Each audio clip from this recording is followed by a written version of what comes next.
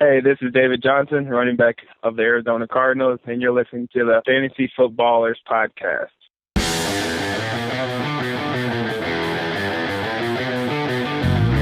Welcome to the Fantasy Footballers Podcast, coming to you from the Play Draft Studios with your hosts, Andy Holloway, Jason Moore, and Mike Wright. Welcome in. It is Thursday, January 11th, and we're back once more with another great episode. Jason, how are you doing today? Oh, I'm so happy that you guys let me in today. Yeah, we took the keys away, but we still let you in from time to time. Yeah, I usually just try to walk really close behind Mike as he walks in and hope nobody notices. Like the guy that when you go into like a gated community, they tailgate you in back behind the car. Yeah, like I do when I go into a gated community, correct. Like when you go into a game. Exactly. You nailed it. We have the second half of a truth episode, telling the truth about fantasy wide receivers from 2017, the fantasy year, how consistent they'd been versus where they finished, their fantasy rank at the end of the year. And we had a great episode on Tuesday. I encourage you to go back, listen through. We got through the top 10, and today we're going to get through a bunch more. Whole bunch. Probably 70. Look, the rule is one of the rules that we have is you have to get far enough to do the Devin Funchess drop. Yeah. Oh. You have to at least get to Devin Funchess, or you haven't succeeded in a podcast. That's fair. How are you doing, Mike? I'm doing fantastic. I've finally worn off the PTSD. I was talking to Jason. Apparently, he did not hear this. And as I'm watching the games on Sunday, I meant to bring this up on Tuesday's show. There is a cricket chirp. What? There is a cricket chirp happening in my house. Oh, it's in your house? Yeah. Well, so I thought. And so, I go on, I mute the audio. I'm looking for this, and then I think, wait a minute. Because I've seen on the Facebook, they got those prank cards where it's a sticker and it just chirps like a cricket for hours and hours. It's my wife trying to pull one over on me. And so I wait. That sounds pretty funny. I'm watching the audio, or I'm watching the football game, no audio for minutes and minutes, and nothing is happening. No crickets. I unmute it instantly. And so it's one of those, oh, crap, did I unmute it too soon, and now I can't find it. Come to find out, it's coming out of the speakers. I rewound, and there it was, a cricket chirp. I'm tweeting about this. I feel like a crazy person. What is happening? Through detective work, the Foot Clan helped me out. Every time CBS goes from replay to regular live footage, there is a cricket chirp. Apparently, this has been happening for weeks. In the sound effect? This is in the broadcast. There's a cricket? So, for everyone who has never noticed the cricket chirp before, you are welcome. Join me in hell. Wow. Wow. Okay. Well, I'll have to not pay attention to that on the next broadcast. It's impossible because that's all you will hear now. All right. Great quick question before we jump right into the truth about fantasy wide receivers. Follow us first on Twitter at the FF Ballers all offseason. We're a year-round fantasy podcast. So if you want to stay connected to the show, follow us on Twitter at the FF Ballers. Visit the community at jointhefoot.com. Our website's thefantasyfootballers.com. And we're also on Facebook. We're on YouTube, Fantasy Sports Network, all over the place. You can't miss us. Just look out your window. Quick question of the day. What's your favorite part of the off-season, gentlemen? That's an impossible question. That is so tough because is that kind of like what's your favorite part of it's like asking, Christmas? What? Yeah, exactly. Is it the music? Is it the food? Is it the presents? Is it the trees? What dessert tastes best? All of them. All of them taste the best. So if you had to, nibble on one dessert, which I know you're not one to nibble. Well, I'm gonna skirt. This is not my. I'm changing the question now. Okay. Okay, because I could do whatever I want because you guys didn't stop me from getting in. You aren't the host. You didn't stop me you didn't lock the door. I'm in. I get to talk. Okay. I'm gonna go with what I'm looking forward to most right now. This isn't my favorite thing of the whole offseason, but right now I am really, really, really looking forward to investigating incoming rookies. I missed that. I had so much fun last year diving deep on the rookies, watching the college tape, reading different reports and scouting reports. So right now, as soon as fantasy playoffs ended a couple weeks ago, I shifted focus, and I am really looking forward to diving deep into all of those rookies. That's my favorite part of the current segment. But best ball drafts are probably my favorite part. Mike, what stands out to you? It's I really like the bonus podcast on Join the Foot because, I mean, while we talk football nonstop, and we still talk football because we talk the rookies, we talk the coaching changes, everything in the – we talk whatever you ask us. Yes, but that's the thing. Yeah, it's great. All of a sudden we launch into a 10-minute debate on what's the best Super Nintendo game, because that's a space where we can do that, get to have fun. You know, I love football. I like to talk about other things sometimes. So it's just a nice little reprieve to get to do the best of both worlds. Best thing is we're talking about whatever you ask. Exactly. So, you know. Yeah, I mean, like, why is Mike so handsome? I don't know. Tough to determine. Can't quantify. Just handsome. just plain old handsome. Regular Tyler Eifert. Andy, what about you? What's your favorite part of the offseason?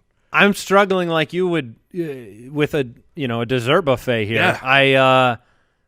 The easy answer for me is, when the draft season hits. I mean, that's the favorite. That's so far from now, though. Yes. That I would say the NFL draft is great because I feel like as soon as the NFL draft, like watching it and then through that next week, you can start to see some of the 2018, or in this case, ADP start to take form. NFL draft is the gas station.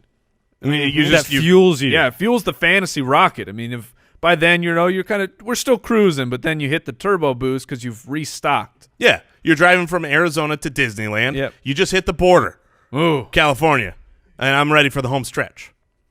And I would also, if I want to say internally here, I would say getting the ultimate draft kit. That was in my mind as well. Getting all that stuff going. We start doing pre-orders on that and building the ultimate draft kit out from basically now through its release, which is normally right in the summertime. So very excited. I love the fact that you have kind of the offseason to think differently, to prepare. Everybody's undefeated in the offseason. It's a lot of fun. So, Brooks, do you have a favorite part of the offseason? Do you have one that comes to mind? Yeah, I mean, fantasy draft time. That that's your favorite? Season, right? Yeah, that's easily. Yeah. Yeah, that counts as offseason. I feel like that. Well, it's in season, Brooks. No, that is, if that's the offseason, I mean, that's, I think, everybody's favorite part. It's kind of like, asking who's your favorite player to have watched. You're not allowed to say Alvin Kamara this year. It's just because everyone's going to say it. But that is the best time. Joey had a drop. No, we fat-fingered the drop. We don't have a drop. Yeah, I mean, I would say also if you're in a Dynasty or Keeper League, any offseason transactions. The offseason's great. It's so wonderful. I love it all. Coaching changes is one of my favorite things. Can we just talk about all the things we love in the offseason? Because we can do this for an hour. Nope. We got to talk about the truth. Before you hit that button. You want answers? I think I'm entitled. You want answers? I want the truth. You can't handle the truth. Well done. All right. I should never have said that. Your one detour that you're allowed per show, you already wasted it. Yeah, well, hold my beer. Another detour. Hey, if you're playing with us, which I assume you are because we have, I think, like the third largest group on NFL.com for their playoff challenge. If you're in the Fantasy Footballers group or if you're playing at all there, make sure you go and check your lineup, set your next round of the playoff lineup. And here's something that's changed from last year. We have the second largest group. Thank you very much. Oh, very nice. Just about 5,000 of you playing with us. Very nice. But last year, if you drafted in week one a team of all buy-round guys or at least people on teams that are still playing in the next week, you might assume that those players are already in your lineup. They are not. You need to go back in and set them. You will get the double bonus points by setting them again, but you got to do it manually. I'm happy to say that all of my players are at a 2 times bonus next week. I had to replace both my kicker and my D. All right, we're back into the truth about fantasy wide receivers. A quick refresher, we are looking at where fantasy players finished, wide receivers where they finished, and then what their consistency rank is. We basically came up with this consistency rank based on how often a player busts, how often they are considered good, which is a average of a top 24 finish, and how often they score points that would consider them great, which means They're finishing with a point total on a given week that would put them in that top 5 week-winning, dominating performance range. And so we're looking at players so that you can get a better picture of, hey, it's more than just the end-of-season rank. When you're 3-4 months from now, you may come back and listen through these episodes again. I know a lot of you did last year because you want the refresher course on what really happened. As Tom Cruise said, he wants the truth. I can handle it. A.J. Green. A.J. Green finished number 11 on the season with a consistency rank of 20. Yeah, that's like the 90 degrees feels like 115. The weather. I was gonna the wind chill factor. You go the other way. I would go the opposite. Sure. Yeah, I guess it is the winter. It's like 30 out, but it feels like about 6. Yes, exactly. That was A.J. Green. Finished as a wide receiver 1. Did not feel like it. Hurt you a lot. Had 75 for just over 1,000 and 8 touchdowns on 145 targets. Yeah, the line is fine. It's just how did you get there? 25% of his performances were great, which, to be fair, for A.J. Green's credit, that's a fantastic number. I mean, he won you some weeks. Yes. Then he was good, 38% of the time, but a 31% bust rate for A.J. Green, a top 5 wide receiver selection in the draft. Devastating. On top of that, the defensive split. Here's where A.J. Green was an issue. When he's playing against top 16 defenses, he was 6 points worse, which I'm going to put some of that blame on to Mr. Andrew Dalton, but A.J. Green felt the effects that he wasn't just simply a plug-and-play. This was a guy you felt was a start-your-stud, yet if you had played the matchups with him, you probably would have been a better outcome for your team. He hurt fantasy owners in the playoffs, the fantasy playoffs, weeks 14, 15, 16, 48th, 61st, and 21st. Adam Thielen style. Yeah, this was not good. Now, the previous 13 weeks, never really, he had a couple of busts in there. Weird year for A.J. Green. Weird year for him, weird year for Mike Evans. Would you take Green over Evans in the draft next year? I would, yes. Okay. Do you have confidence that this was just kind of A.J. Green's the same player, but the targets weren't there? He had 30 less targets than a guy like DeAndre Hopkins, less receptions than we're used to seeing. Yeah, I mean, injury wasn't an issue. Injury was not an issue, and if you look at the bust rate, he is higher. He's above average busting compared to the other top 24 wide receivers. So, yes, that hurts you. But A.J. Green has always had some of those disappearing games, and like Mike brought up, because you can actually tell when some of those are going to happen, it's easier to be able to go away from A.J. Green. But you didn't draft him nobody. like that. No. Nobody benches A.J. Green. This has been the refrain of the year. So nobody ever went away from A.J. Green. So next year, do you change that? Do you have those weeks where you say, okay, he's going up against Jacksonville, No, I'm gonna the answer is no again, because you have to draft him at a certain position. There's no option to go away from A.J. Green with where you have to pay draft capital. His draft price isn't going to drop because he finished 10th. I mean, it's A.J. Green, right? And here's hopefully these are some numbers where you can say, okay, maybe it was an outlier year for A.J. Green. This was the fewest yards per game that he's ever had. I mean, you're talking even lower than his rookie season, only 67 yards a game. His catch percentage was down to 52.4, coming off of seasons of 66%, 65.2, and 59%. So that's a monster drop in catch percentage, which that's also, I mean, you're still counting those awful targets that are just, they're not even catchable for A.J. Green. So if it's A.J. Green, his elite performance is going to be linked to Andy Dalton if he can perform at least as a medium-level quarterback in the NFL. I don't know that A.J. Green at this point in his career can overcome bad Andy. How have you guys done? I was really curious. I was thinking this was a bad Andy Holloway thing, but that's what I said. How have you guys done overcoming bad Andy before? You're great all the time, Andrew Holloway. Oh, Thank so nice. Best host west of the Mississippi. I was trying to think of something really west, but okay. Well, let's talk about another player that consistency is not his forte. Brandin Cooks, The 12th ranked, look, he fits the mold with A.J. Green almost exactly. Even from a yardage, touchdown, reception, all that. Even from a playoff week's problem. Yeah, Brandin Cooks ended up the 23rd most consistent fantasy wide receiver and the 12th in terms of rank. He busted 38% of the time, even more than A.J. Green, an extra week. And but he was in that good category one extra week than A.J. Green as well. Look, it's difficult. Brandin Cooks has shown through 2 seasons that he can do 2 things. He can give you a big play. He can struggle against good coverage. Where should we be thinking about Brandin Cooks? Because, look, we're not bringing these consistency numbers up because we're trying to say that they finished 12 and they should really be ranked 23. That's not the narrative here. Because you may need a number 23 consistency guy because of the big week potential. Right. So, Brandin Cooks, free agent. That's the big question is, did New England, they gave up a first-round pick to get Brandin Cooks. Are they just renting him? Are they going to let him go and get a free draft pick when does that change based on how the season ends for them? You win a Super Bowl. It's a strong possibility. You probably bring him back. I mean, and they have Malcolm Mitchell coming back, who Julian Edelman was possibly flashing. coming back.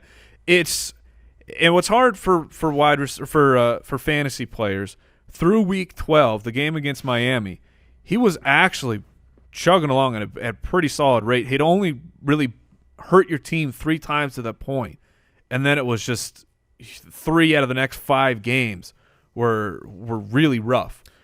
I think when you compare, so like A.J. Green, Brandin Cooks, both were drafted near the same spot. A.J. a little bit ahead, certainly.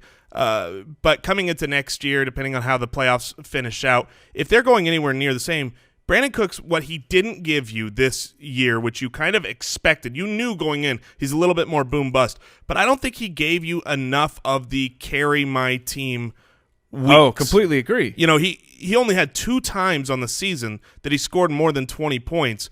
If you're going to be a boom bust guy for Tom Brady and the Patriots, you would expect those booms to be much larger. You compare that to twice as many with A.J. Green. I'd much rather, have to deal with the duds with a guy that can win you a week single-handedly, and that was not what Brandin Cooks was. And let's be honest, this last year was pretty much as good as things could have worked out for Brandin Cooks due to injuries to everyone else. So I think this was peak Brandin Cooks, and I think most people remains a Patriot. Yes, the Saints got Lattimore with the pick they got from the Patriots. Is that true or no?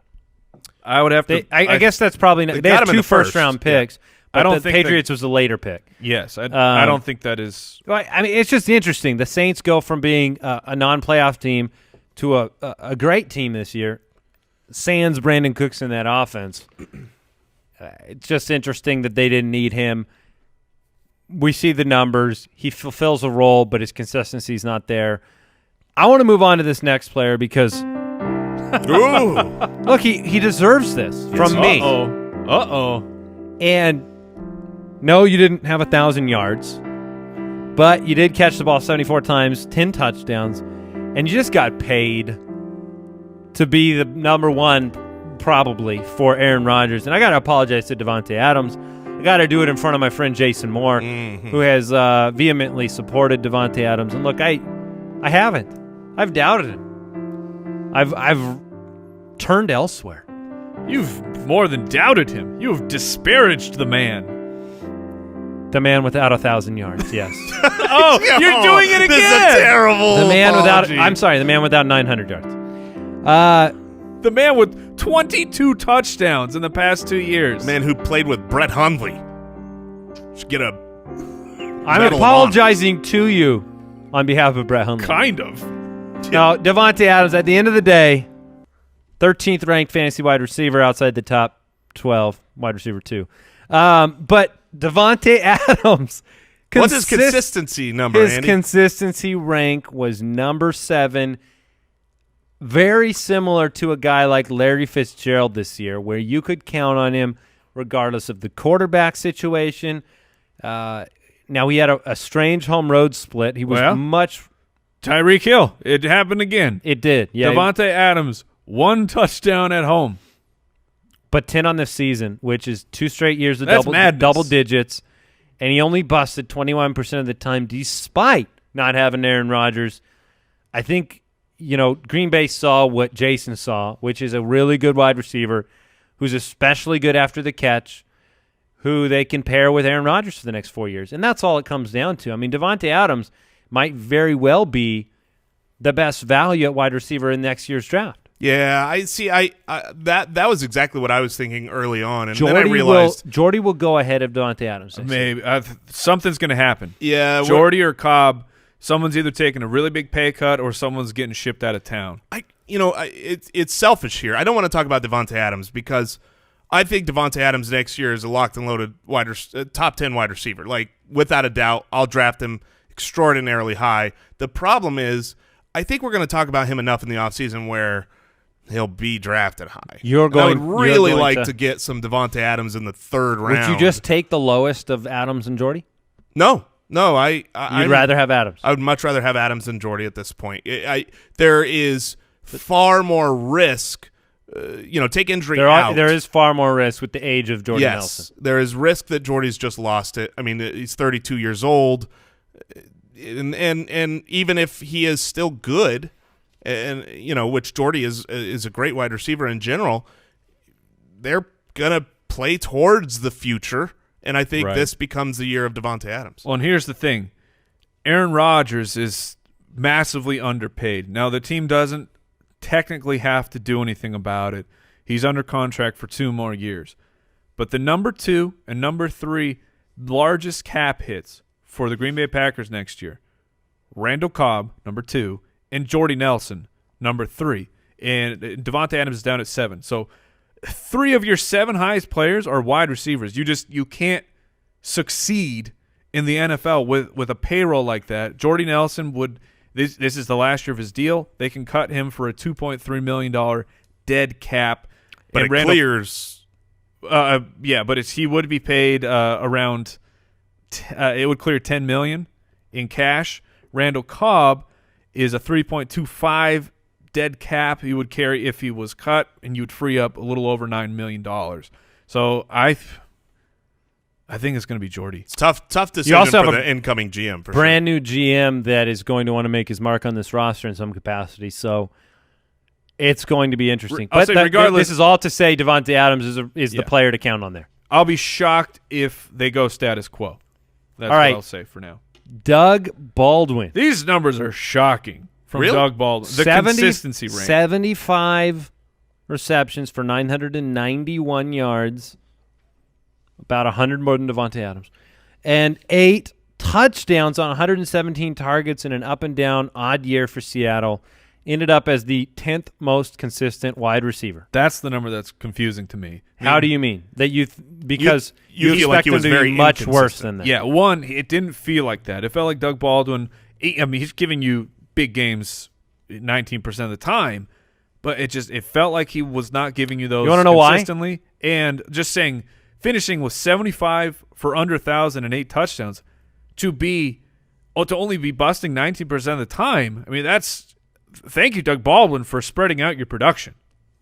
Part of it is that the correct fact, though? So here's the because reality. Because he finished outside the top. Yes. So here's what happened with Doug Baldwin and why it feels that way. Is Doug Baldwin was one of those players who had several games where he's an enigma here. He had a threshold where he was above 7 points barely. And that was kind of our threshold for where you didn't necessarily bust. He was living on the edge. But he was living on the edge, and it was a dirty, foul edge. So I get... It's like Steven Tyler. If we had to criticize one number of our consistency ranking here, it would be Doug Baldwin at number 10. The first half of the year, and this was for the Seattle Seahawks and Russell Wilson and Doug Baldwin. It didn't get off to a good first half. But from that point on... He was pretty much a force in fantasy football. So, yeah, I mean, the 4 fact out that of the first 5 weeks he was real bad, and then he had the bye. So you had the first 6 weeks, the feeling, the taste in your mouth, it was bitter from Doug Baldwin. You wasted a draft because people pick. they spent some money, so to speak. They spent that draft capital on Doug Baldwin for the first time, and he didn't give you special numbers. So before we move on to the next wideout in the truth list, I do want to thank Pristine Auction. Believe it or not, I was just over at Pristine Auction's facilities. Oh, I believe it. This morning, I was touring the amount of autographed memorabilia they have down there. It's incredible. The team they've assembled, the customer support, and ultimately it comes down to the deals. And if you go to pristineauction.com, let them know the footballer sent you. Here's some things that were recently auctioned. Tyreek Hill signed mini helmet, $77. You want a signed Chiefs logo football from Tyreek Hill? Yesterday it went for $54.81. You want that aforementioned Davante Adams signed Packers jersey? Yes. $88. I'll take it. If you're interested. You've got an Aaron Jones signed jersey that just went for $40. And I wanted to bring up, they're launching a brand new feature to their site. We're all about instant gratification in this world. 10-minute auctions. What? No reserve. 10-minute auctions. It's up for 10 minutes. How do you do other things in your day? I do not know. It might explain how a T.Y. Hilton signed Colts photo went for $15 yesterday. But I'm just saying it. 10-minute auctions, no reserves, no extended bidding. You got to be there. PRISTINE auction.com. Let them know the fantasy footballer sent you. You will not regret it. Our Twitter feed can attest to that. It's filled with awesome gear from Pristine Auction. All right. We are moving on to the second highest ranked Golden I almost said Golden Lions. Detroit Lions wide receiver, Golden Tate. That's a different person. Now, Golden Tate, it was a weird year, man. It was. 15th ranked wideout. Finished number 15, but his consistency ranking was number 24, which is, right on the edge there of wide receiver 2 consideration. He had 92 receptions, 1,000 yards, and 5 touchdowns. He only had one game all year that is classified as a great game, a top 5 type of performance. So you didn't get any boom from him, but you did get some busts. 38% of the time he busted for you. That's why the consistency ranking is so low. And where do we go from here with Golden Tate? Because I have a feeling he's not only going to slip in drafts, but he might be worthy of slipping in drafts. That's so rough, man, because you have Golden Tate here. This is 4 years in a row. So every year he's been in Detroit, he's had over 90 receptions. 3 of those years he's been over 1,000 yards. The past 2 years, over 90 and over 1,000. How does a guy putting up those numbers give you – How does he bust so How do you often? such inconsistency? Well, here's the thing. We talked about Jarvis Landry on the Tuesday show. I feel like Tate had the year that Jarvis Landry is very capable of having, where you just take that 112 receptions, let's bring it down to 92. Let's take that 9 touchdowns, let's bring that down to 5. Where do you end up? Right. Well, you end up as a middling wide receiver 2 with inconsistent numbers because you're right. You'd think a PPR guy would be more consistent. He wasn't. He has Matthew Stafford. He's got that stability. You got a new head coach coming in, but you got a 27-year-old Marvin Jones on the other side that finished better than he did this past year. I just don't know what to do with Golden Tate. One of the hardships for Golden Tate is that it is not as easy with him as some other players to determine when it is. It's not like he is terrible against the top defenses or really good at home. Or there's no easy to verify metric for knowing when he disappears. But we have 3 years of him having plenty, like you said, all those numbers and constantly disappearing. I think at this point we have to say that's who he is. And you need to know. Look, I would have been happy having Golden Tate on my team at the right draft price. Probably overdrafted this year. Next year, if he does slip, like you're saying, Andy, then I might actually draft him because you have a guy that can put up, a lot of numbers. But I want him as a wide receiver 2 at a great draft value. That's exactly what I want from Golden Tate. I want to have invested 3 6-round pick or something. Yeah, invested 3 or 4 of my top 5 picks on running backs and a tight end, and then snag Golden Tate as a complimentary piece. I don't want to have to pay up for him. Could it change for the better with a new head coach coming in and not – because it really seemed like Golden Tate was a game plan thing. You'd watch certain games, and it was just their intent was different. See, Golden Tate had big plays a few years ago. He was the number 1 yards after the catch wide receiver in football. He was once again the most elusive receiver after catching the ball. But I don't think as you age, your odds of those numbers replicating get better. Right.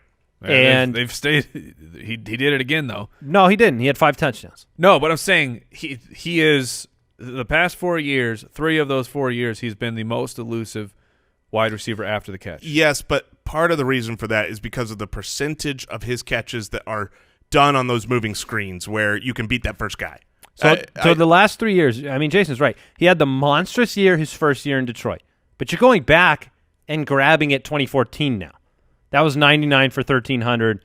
That was the monster year. Since then, I mean, he's going to be 813, 1077, 1,003, 1,000 yards. It's nothing to sneeze at. It's just not something that I'm willing to. I'd draft Marvin Jones ahead of him. Yes. Yeah. So, I mean, I talked about on Tuesday's show that maybe I wanted Tate more than Jones, but it's not accurate. Do you want Robby Anderson, the 16th? Robby! Now, he's the 16th ranked wideout. Robby! But he was almost the 30th ranked consistency. But he wasn't. He was 29. 16 games, 63 receptions, 941 yards, 7 touchdowns on 114 targets. Only one great game was good 38% of the time. Remember, good means top 24 level points. And then he busted 38% of the time. Lots of quarterback problems in New York. Really a much better player at home. Almost 8 fantasy points better at home. But a young, talented wide receiver. Could we see Robby Anderson make a leap next year? We could, but it's going to be completely dependent on the quarterback. And I don't think they're going to have a quarterback that allows him to make that leap forward. Robby Anderson is a talented wide receiver. And if you look at how the year started, 3 of those 6 busts he had on the year were all in those first 5 weeks where he hadn't really come out of the doldrums. He hadn't separated himself to be the number 1 wide receiver yet. If you were to take out 3 busts from his list, he jumps all the way up to the number 12 most consistent wide receiver. So the problem with Robby is clear. It's just quarterback. Who's throwing him the ball? If Josh McCown comes back next year, I will happily draft Robby Anderson. At a value. I think he'll still be a value too. And I think he would still be a value. I think he'll get off to a great start. And I'll try to trade him before Josh McCown kamikazes himself. Inevitably, he falls on his own sword. Yes. And touchdown regression's likely coming for Robby Anderson. 7 touchdowns on 63 receptions. Little bit of news. We didn't mention it.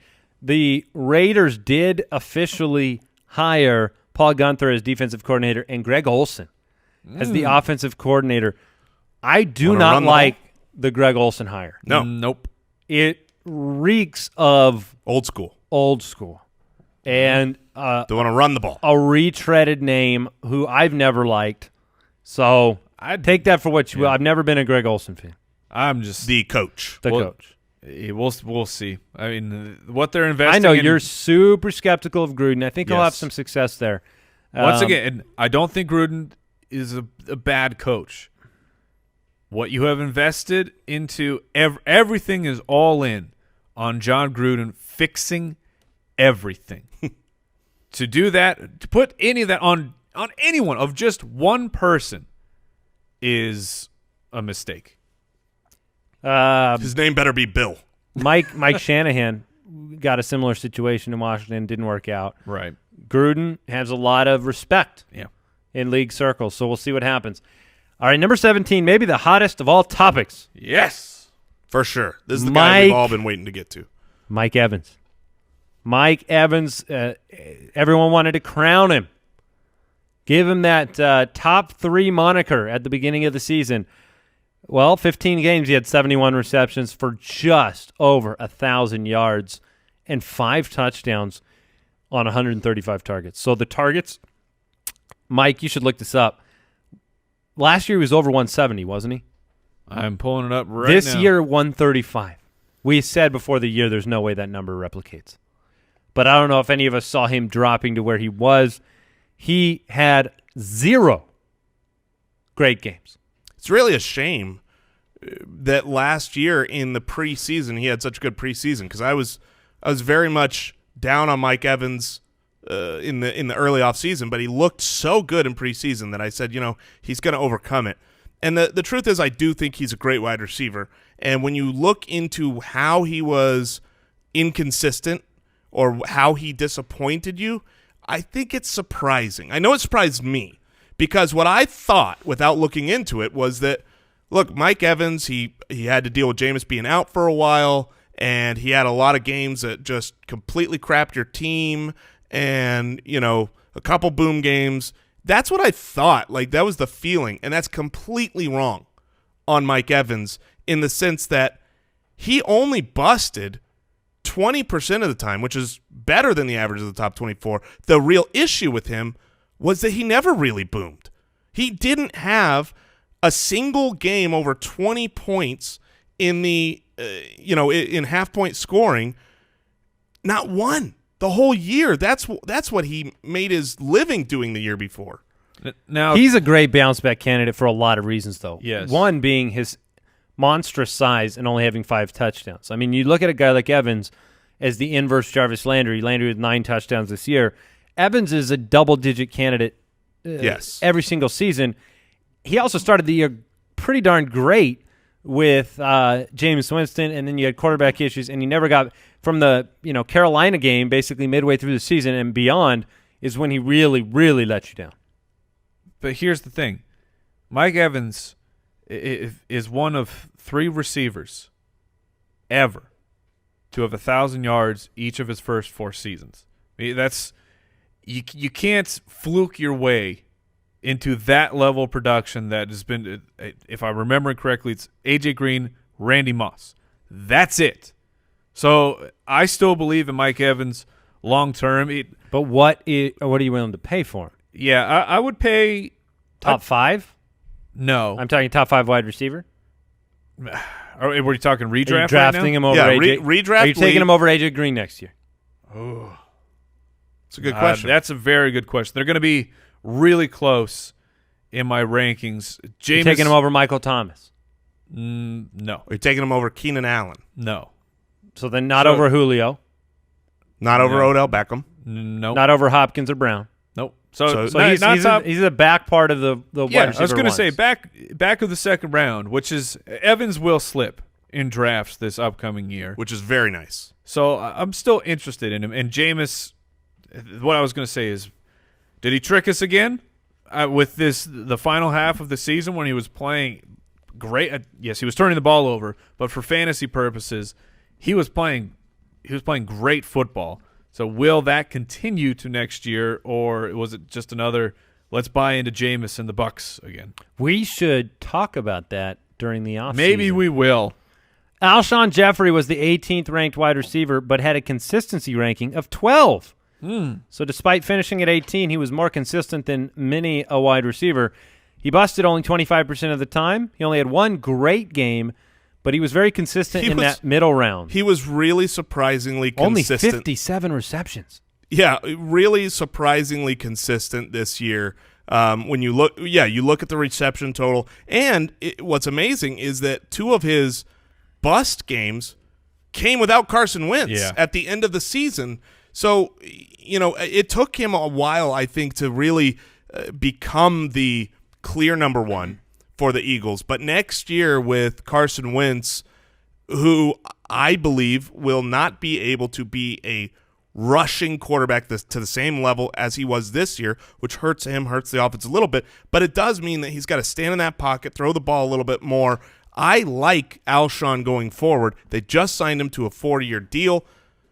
I don't think anything affecting Carson Wentz's ability to get out of the pocket or be elusive helps anybody in that offense. I would really disagree at that point. I think that what makes him be able to function is his mobility. So if you question mobility, I'd question Alshon Jeffery. Because so do you question mobility is the follow-up I'm not willing to speculate on his recovery yet. Yeah. Well, hold on. Breaking news, he's ahead of schedule. Yeah, but look here, Jeffrey, speaking to what you said, he goosed his way in the championship week to the 154th rank. But the previous 7 weeks, 6 of the 7, he finished inside the top 24, 3 of those inside the top 12. That's pretty nice. Pretty darn nice. And he was a scoring threat. I like his future with Wentz in general. And so, yes, in general, I think with the 4-year deal he signed, he's a top 15 wide receiver. You're going to have to pay up for Alshon Jeffery next year. You're going to have to pay more than Robby Anderson. You're going to have to pay more than Golden Tate. You're going to have to pay more than Doug Baldwin. You're going to have to pay more than – I think he'll go in front of Mike Evans. If he does, I'll happily take Mike Evans. That'll be interesting, and I would take Evans too. Stefon Diggs, number 19, his teammate, Adam Thielen, we talked about him as the final guy. Oh, we sure did. Number 10 on the Tuesday show. I was just remembering. You're saying he was busty in all the wrong places. That is what I was referring to. Yes, he busted during the wrong weeks. Stefon Diggs, however, he was great in those he had a great playoffs. finish. 14 games. Once again, dealt with injury. Talked about it before the year. You know, it was 14 games played, but it wasn't 14 games played healthy. Right. And he was 64 for 849 and 8. Still a game-breaking talent. Busted 36% of the time, but had 2 weeks that were in that top 5 category. Really a much better player at home. If you look at his game log and how he started the year on fire, you know, I think 2 of the first 3 weeks he was the number 1 wide receiver. He was double digits in 3 of those first 5 weeks. Then he gets injured, has that clear bust game as he does when he gets injured.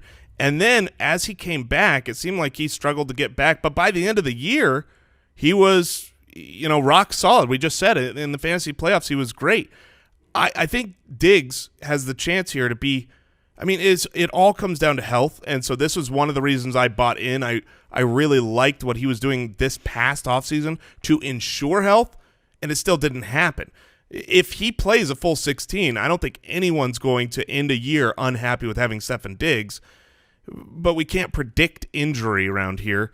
And I don't see Diggs as a guy. I will say this. He's not one of those people that I think is inevitable, can't play 16 games. There's certain guys that are that way, and I think many people would put Diggs in that category. I still don't. Okay. Yeah, he's pretty close to that.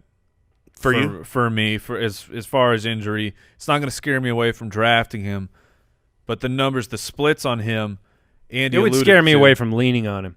Yeah, it's going to be draft price dependent for Stefon Diggs, but he was much better against poor defenses and much better at home. So it was at least you knew when to play him if you were following. Or maybe you know now. Yeah. Demaryius Thomas, the 20th ranked wide receiver with a consistency rank of number 17. I don't know if I ever felt like playing him this year. 16 games, 83 receptions, because 949 yards, and 5 touchdowns. He's Mike Evans. His stat line's a little bit different, but good 44% of the time versus 40, busted 25% of the time versus 20. And no great games. Exactly. So the splits, a little bit better at home, a little bit better versus bad defenses, as expected with the quarterback's situation going on for the Denver Broncos. It doesn't look like that quarterback situation is going to be solved. Yeah, anytime soon. Solved by what, who? Free agency? I think free agency, because if I think they make a hard push. I do. You look Alex? Alex Smith. I think Cousins. If I'm any Kirk of those Cousins, guys, exactly. If I'm Kirk, I'm going to. I want him in Arizona. The pheromones are coming out, ladies and gentlemen. 100%. I mean, John Elway went and he got Peyton Manning, won his championship with it. He's got, you know, the wherewithal and the name to go and convince a guy to play there. And they have a good team around him. Yes. I mean, the quarterback is the real problem. You've got a running game. You've got Emmanuel Sanders and Demaryius Thomas. Yes. I'm not sure Cousins is the match that they want there. Maybe not. Alex Smith would be perfect. Yeah, for that and team. Alex Smith's not going to get traded to interdivision. No. There's no way they're going to do that. Correct. So, maybe as of today, as much as you have to question quarterback for Larry Fitzgerald or question quarterback for Robby Anderson, you got to question it for Demaryius Thomas. Yes, but he's got more raw talent than at least maybe Robby Anderson does. It was a weird year. He was somebody that you wanted as a 2 at best. And nothing more. And the 5 touchdowns, he's not in that category of being able to put up double digits anymore. Ended his 1,000-yard streak, unfortunately. Right. I want to move on because I want to make sure we touch on some other guys outside the top 24. So let's get to number 21. Oh man. Devin S. Scrumptious. Delicious. You know, I started dancing before the button went down. That felt weird. This is premature dance celebrations. Yes. 21.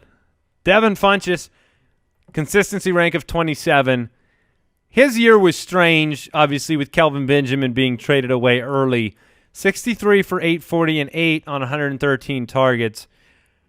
I think he's a good, not great player. I don't think he can carry an offense. I'm not looking to draft him in almost any format personally.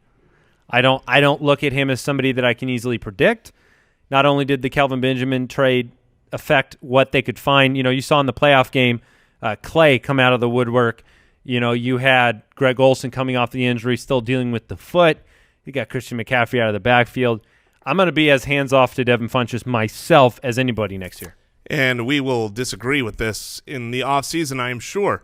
Devin Funchess, to me, was as we've talked about these players, hopefully you are getting the handle of all wide receivers bust. All wide receivers have bad performances. A.J. Green, 31% of the time. Not DeAndre Hopkins. Okay, fair enough. All but one wide receiver out there busted. Thankfully, you're not going to pay hardly anything by comparison for Devin Funchess. But if you look at what he did after the Kelvin Benjamin trade, and you see how he was actually really, really consistent. I mean, those first 3 weeks, he was not that involved in that offense.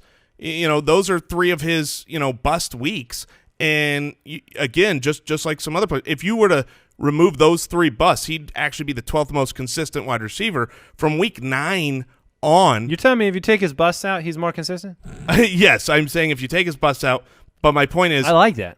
He was playing with Kelvin. He wasn't the number 1 yet. He was also playing without Greg Olsen, the number 1 target on the offense. Right, and that's worth noting because during that stretch that he was gone, he was exceptionally reliable. From weeks 9 through 14, not once finished outside of the top 14 or outside of the top 24. So, I think next year with another year under his belt, as going into the offseason as a number 1, it's an eye test thing for me. Oh, see, I've always really I don't think he's that good. I think he's large. He's exceptional at being large. But I mean, look, you saw this in the Saints game. He could have won that football game.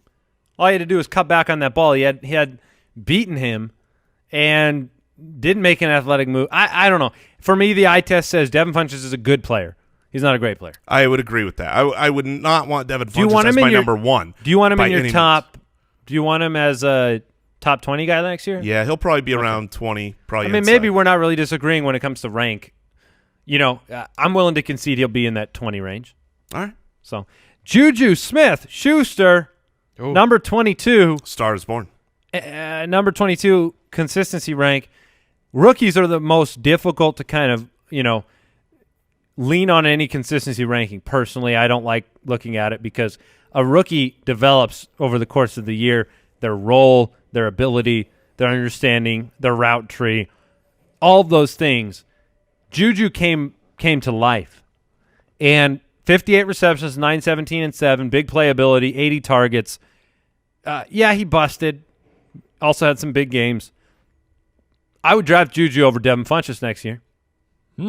Interesting. Even though he's the 2 in that offense. So I think Juju has a very bright future. I mean, if you take in the sky, as a star, if you take Juju from the breakout game, right, the Detroit Lion game where he had almost 200 yards, and through the rest, 20 guys. I know, yeah, he's 20 years old. Through the rest of the season, he was just born.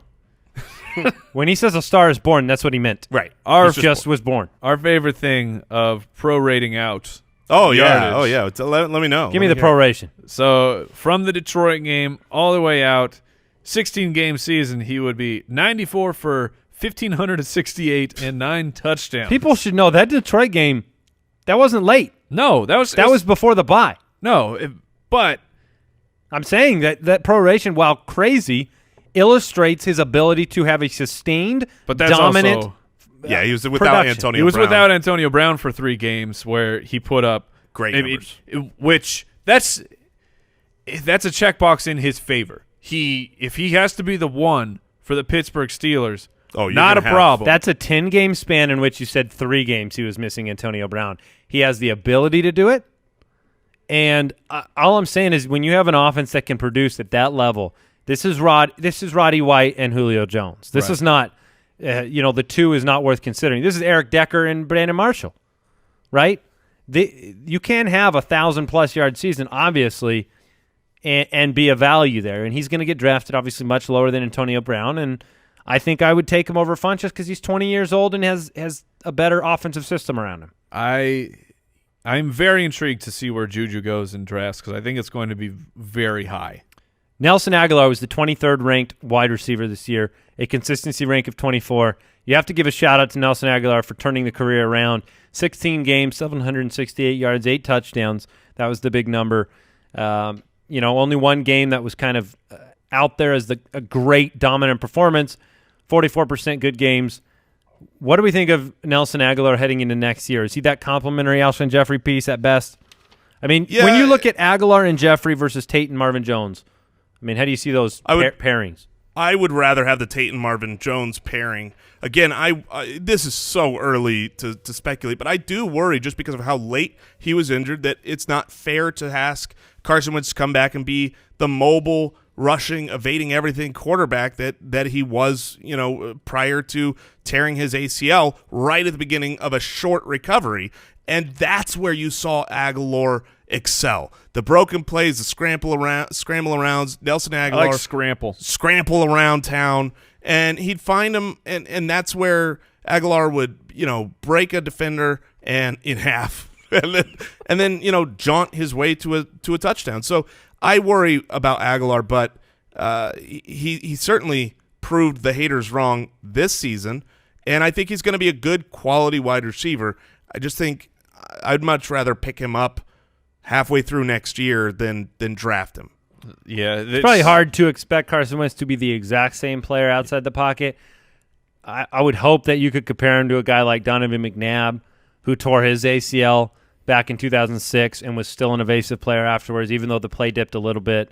But yeah, Agholor, there's so many variables there to count on, and we're getting down into that range now. It's touchdowns. I mean, 13% of his receptions were touchdowns. Nelson Agholor. Yeah. I think that he's not that, but he's a decent wide receiver. Would you say he had 2 more than Dez Bryant? I didn't say that. But you would have been telling the truth. That's fine. Just be careful with Agholor is what I'm saying. Yeah, I agree. What's the truth about Dez Bryant? Number 24 on the rankings. Who knows? A consistency ranking of 32. Overall, hugely disappointing season from Dez Bryant. 44, as bad as it gets. 44% of the time, he busted. Now, you might think, okay, once Dak Prescott had, kind of fallen apart at the very end of the season, and, okay, that's when Dez was unreliable. That's not accurate because, again, Dak Prescott on the year was a top 10 quarterback, and he spent the first 3 quarters of the year pretty darn good. But still, Dez Bryant, almost half of your games, a bust. That's not to say, like, he scored 8 points. That's to say he was under 7. He absolutely trashed your team. Great fantasy wide receivers, great NFL wide receivers do not have that level of inconsistency. And so it's fair for me to say that he is not a great NFL wide receiver anymore. It's possible. I think he doesn't mean he can't be a good one, but we've talked about this on shows prior. They need to bring him – they need to put him in a position to succeed with the skill set he has now at his age and do what teams did with guys like Hines Ward and Larry Fitzgerald and Reggie Wayne versus what they're trying to do, because right now it's not working. 44% bust rate. That's a low-impact player, 6 touchdowns. Couldn't even use him in the red zone to the degree that you should be able to. Well, Dak's going to be... And no week-winning weeks. Going to get coached up from Kellen Moore. What? Kellen Moore, the new quarterback coach for the Dallas Cowboys. Oh, get it coached up. Yes. I got you. Okay. That'll fix it. Maybe. So are you, Mike, you've been the highest on Dez of the 3 of us, although I was pretty high on Dez as well coming in. Are you off Because I don't know that I'm gonna where Dez will go because of his name. I won't draft him. I don't even know that his name will carry him in drafts. I think Dez Bryant will fall the way similar to what T.Y. Hilton experienced this season. Now, it was for a different reason because his quarterback was injured.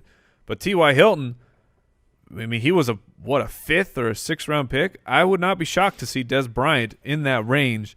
And Dez Bryant in the 5th, depending on how I have drafted before him, I am likely to take the chance on him returning to touchdown scoring form. How do you hire Kellen Moore to be your quarterback's coach?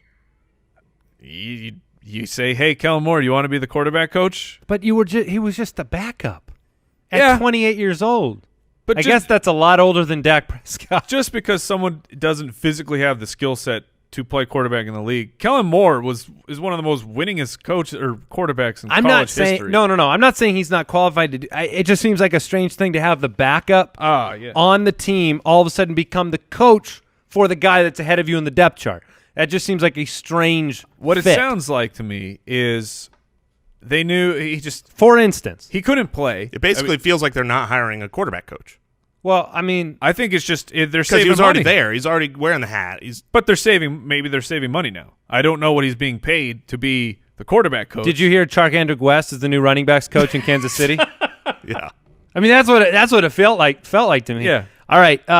What I want to do is let us point out a few other players that kind of finished in interesting spots on the consistency ranking. Now, a reminder, consistency ranking that we're giving you is based on how players performed when they played. Right. And so there are players that didn't finish anywhere near the top of the wide receiver rankings that still had very high consistency rankings because they performed exceptionally well while they played, when they played. Josh Gordon, first example I want to bring up. He only played 5 games. 14th most consistent wide receiver at the position. How does that lend itself to next year and where Josh Gordon belongs in the draft? Yeah, what that shows you is that he was, reliable during the time he had, and coming into next year, you might be able to trust Gordon. I mean, if you've got to factor in the possible suspension going forward because any mess up, and you've lost him completely as if he tore his ACL. But he was good enough to be the 14th most consistent wide receiver because these are all percentage based. So when he was playing, he can give you that great boom game, and he's targeted enough to not bust. Now we've got to find out what's going to go on with quarterback the offensive. Yeah, who's the quarterback? Who's the offensive coordinator? Those things. So you've got a reserve judgment, but it's worth noting that the season Josh Gordon put up in a limited sample was he was a reliable fantasy player. As much as you can count 5 games towards reliability. Yeah. I mean, as a sample size. You might say that there's a worse sample size with who finished number 3 in consistency, but it's probably right there too. Odell Beckham was the 3rd most consistent wide receiver this past year. This is almost the don't forget about him category. Yes, this is the don't forget about me category. Robert Woods only played 12 games, but was the 21st most consistent wide receiver. You mentioned Odell Beckham Jr. in his 4 games, the number 3. You also had a player like Chris Hogan, who through the 9 games that he played was the 19th most consistent wide receiver. Anybody else that you kind of want to throw in there, mention? I mean, that's a higher consistency ranking from Hogan than Brandin Cooks, just for the record. So if you're looking for consistency at that position, you didn't get it from Cooks the way you got it from Hogan. Yeah, when they both played, Hogan was the more reliable player. Only other guy I would throw out would be Sterling Shepard. Sterling Shepard was very consistent. Now, granted, he did play without Odell Beckham. So I think that you can't really bank on this year's numbers other than to say this. He also played with Geno Smith. Yeah, that's true. He's a good wide receiver. I mean, he was coming into that draft class, he was my favorite. I know a lot of us around here really believe in him as a talent. Have to see who the quarterback is, if it's Eli, but he's a quality wide receiver. Mike, anything to add? Nope. Okay. Hopefully you enjoyed those episodes. We have the truth about fantasy running backs and tight ends and quarterbacks coming up on future episodes. Be sure to check out jointhefoot.com to grab an extra episode, a mailbag episode with the Foot Clan questions every single week. And a reminder also, if you want to, you can play best ball already at draft.com/ballers. So come join us over there, draft.com/ballers. Play some best ball. One of the funnest parts of the offseason. We'll talk to you next week. Goodbye. Thank you for listening to another edition of the Fantasy Footballers Podcast. Don't forget to visit us on the web at www.thefantasyfootballers.com and follow us on Twitter @TheFFBallers.